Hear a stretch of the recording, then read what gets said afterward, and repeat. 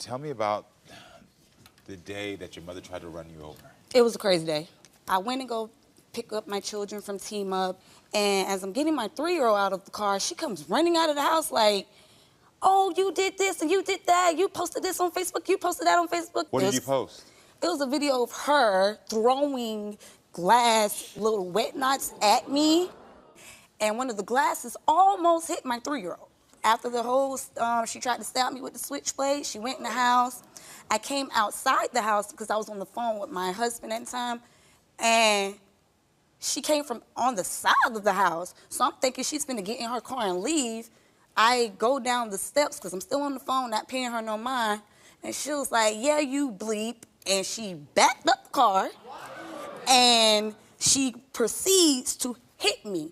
But my grandma, she jumps in front of me and grabs me. So she backs up again, and she proceeds to come forward again. Is that her mother or your father? So that's her mother that tried to grab you out of being hit by her car? Yes. I'm like, my mom, since I was 12, I done had problems with my mama. 12 years old. It's been constant chaos, constant fighting, constant bickering, the favoritism between me and my brother with her. Is it just the two of you? Yes, it's just me and my brother. And she favors your brother more, you say? Basically because she knows his daddy and she doesn't know mine. Oh. She calls me all types of names. She calls me a mutt. She told me that she wished she never had me. My mama got pregnant with me at 12. Oh, 12. So she had me at an early age. And I understand that at 12, you're a child and you're raising a child. You know, you're not equipped enough. Yeah. But growing up and as you getting older, I still search for that motherly love from her that I didn't get. Makes sense. I got married about 3 years ago. She was an hour late. I kept holding it off. My husband even got mad. I was like, hey, come on, man, I'm ready to get this over with. And I'm like, you know, I want my mother here to witness this. By the time she got there, she was loud. She was belligerent. She was in pajamas. So. On your happiest day, what was the last straw for you with your mother? When she called DCF on me. Oh, she called for Child Protective Services? Yes, she called them on me twice. And I have the email to prove. I had found the email in the phone that I gave her. I'm like, why would you call DCF on me? You know I take care of my children. And what was her response? She laughed and called me a clown. Like, what type of mother is that? What are the things that you need your mother to do? One, I need her to, I want to have a mother-daughter relationship with her. Like, go out, spend time together, talk. Not argue, but talk. You only have 3 grandchildren, and those are all my kids. I want you to actually partake in their lives, not just, oh, well, I'm gonna get them this weekend, and then when the weekend comes, well, I got something to do. Now, I'm going to challenge something here, and I'm not saying that the desire you have, because I understand the desire you have to want this relationship with your mother. It comes from any little girl wanting that. But I'm gonna speak to the adult here.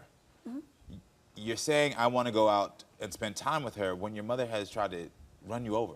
And then you're also saying your second point is you want her to be more in your kids' lives when she actually tried to get your kids taken away. And I don't know her side of the story, so this is no judgment on her, but I'm looking at the facts of what you're saying to me.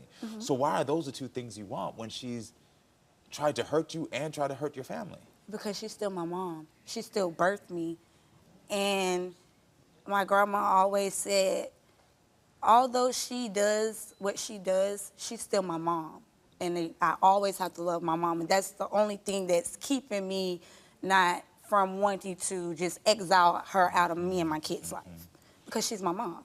Your grandma taught you always have to love your mom.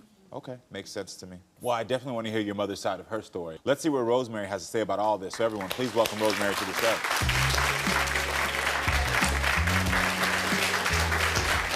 Hi, Rosemary. First off, hold up, I'm sorry, Karamo. Let me check her real quick in front of everybody. Cause what you not fit to do is sit up here and make these people think I'm a bad parent. That's what you not fit to do. First of all, this happened in February. Correct. Okay, I was working. Correct. Now tell them the truth. Let's get, because you did all the speaking, want to sit up here like you just, I'm just a bad mom, and I did this and tried to stab you and run you over with the car. You did try to stab me. I gave you the same dope that you gave me in February. When you tried to come to my house, tried to run me over with the car. First of all, hold on. This ain't have nothing to do with you, Briana. Let me tell you hold something. Hold on, ain't gonna let me tell me nothing, dog. You jumped in front of the car when I'm trying to leave. It ain't finna do that. We're not finna do that. I speak very highly of Briana. Very highly of Briana. Yeah, you called DCF on me about my children. I did. So why did you call DCF? Did. Why did you call? It ain't no military secret. The world will know that. I did. You called DCF, and I take care of my children. But why did you call You want to know why? Y'all want to know why? Yes. Okay. One day, I looked at my grandson. He had yellow. He had a mark on his eye because I had He had a mark on his eye. He had a mark on his eye because they almost set my apartment on fire. My 3 children were playing with matches because my best friend. On fire? See, you need to shut up because you don't live with me. So you need to shut up. So I can finish talking. Like I said, my best friend had left a pack of matches on this dining room table. Me and my husband was in the room asleep. I just can't do this. And the kids found the pack of matches. Because she sitting and there we're playing matches. And we smelt the fire. I'm out of here. And I told my son up. Because you could have killed me, your brother, your sister, all of us in the house. When she seen him, she said his eye was black. His eye wasn't black. He had a mark right here because I had hit him. So you do know. So you do know. I don't know if you know my background, my history. As I worked in social services. As a social worker, I would do home visits. And if someone told me there was neglect or abuse, that would be a rightful case for anybody doing an investigation and to come and to reach out. I understand and even by your own admission, by saying I hit him, I spanked him, I get it. I grew up in a black home. I understand. I don't agree with that type of stuff no more because I don't do it. But because that's how I was raised, I got spanked, and I understood that was generational anger being taken out of me that I didn't want to keep passing down. Correct. And so, but I understand why. I can understand why she called. I'm not saying it's right.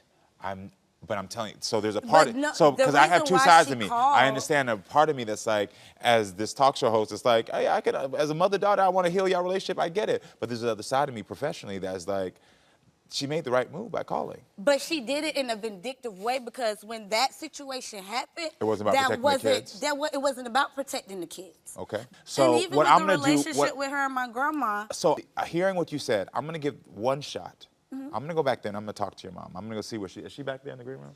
I'm gonna go talk to your mother, and I want to see what she says. And I'm gonna come back out either with her or without her, and that is gonna be based on what I can tell because this card is full. I'm seeing a lot of inconsistencies, I'm seeing a lot of things, and there hasn't been a clear through line of how I can help you heal yet. And I would never set you up on a path to be in a situation where you have to hurt. Because you're 29, and I can tell you've been hurting for a long time.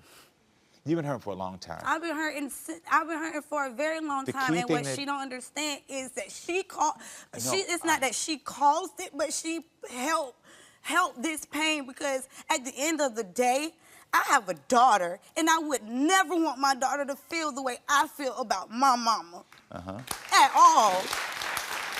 So if I call this show, she's talking about why I called the show. I called the show to get help. Yeah, I know, and that's why, you see, I'm taking this very serious, and I'm listening, and I'm trying to figure out. I'm just gonna go back there, and I'm gonna say something to her. I came back here because I can see a lot of the breakdowns in this relationship. I see all of them. And I see where it started. It started from a 12-year-old girl who started to get rejected by her mother, didn't feel like she was her favorite. And that's the problem. I never rejected my child. That's the thing. I didn't say you did. I said it started with you being rejected by your own mother. Your relationship with your mother has not been healthy. It never been right. Exactly. It never. And I try to break the cycle being 43. I try to break the cycle because I got a granddaughter coming up that's watching all of this. And it's not fair to her. Now I'm going to ask you this. If you really want to break this cycle, and I believe you do, I actually believe that's a true statement. Do you believe some of the actions you've done, meaning like the fighting back? Because I understand that where that anger comes from. I'm not even judging that. I know exactly where the anger comes from. Do you believe those are the actions that's going to help break that cycle? No, it's not. It really is not. It's just the fact that I done got so angry. I've been so mad throughout the years. Yeah, I get it. I've been mad throughout the years. This is an ongoing situation, and it done drained me. I can't even sleep at night. When I asked you about that question about your mother, and about if you think she's influencing her, that was me getting a reference point of your relationship with your mother. Yeah, I know you've been dealing with this. It is, because I done sat to the door with my mom telling my daughter that I don't care for her. My mom treat my kids different. She don't even deal with my son. Your daughter said that she needed you to be there emotionally. And I have been there.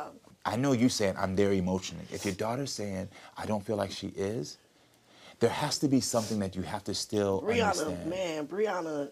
But whatever word you choose, she manipulative. Like the thing when she said about the wedding, I'm the one did her hair for the wedding.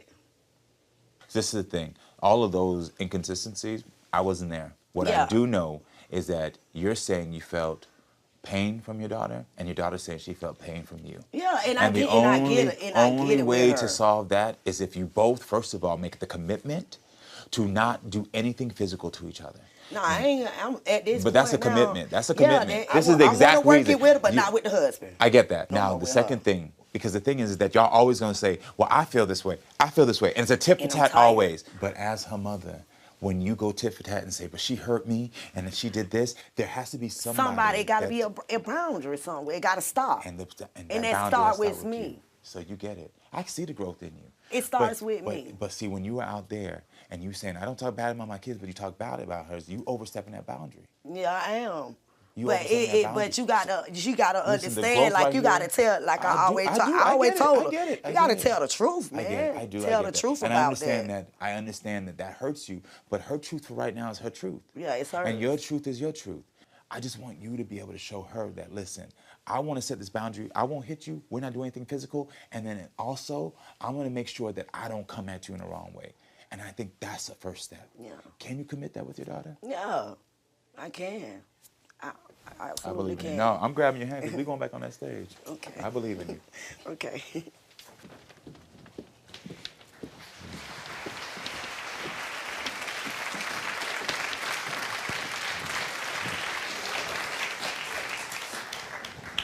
All right. Did you hear all that? So, I can acknowledge what you've been going through, and your mother even acknowledged it. I asked your mother to make a commitment to at least not to be physical and to be able to set the boundary of not speaking to you in a disrespectful way, of not matching you when y'all have your anger, because she acknowledges she's the mother. You came here for my help, and I can't solve all y'all problems. This has been from 12 years old, so I'm trying to just get a little bit in what I've tracked to get y'all to at least a little bit of a place. So can you be at least open to what she's about to say? I know a lot of things that we did go through that I do acknowledge as a mother that I'm not happy with. So, but I do want us to build our relationship as mother and daughter, because that's the number one thing I always wanted to do, is build a relationship with you.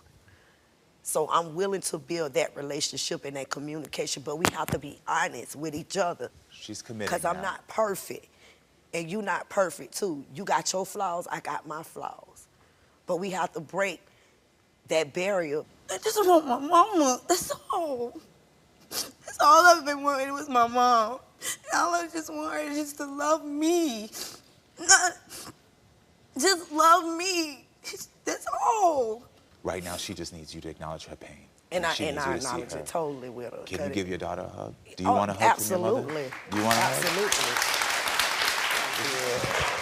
Come on.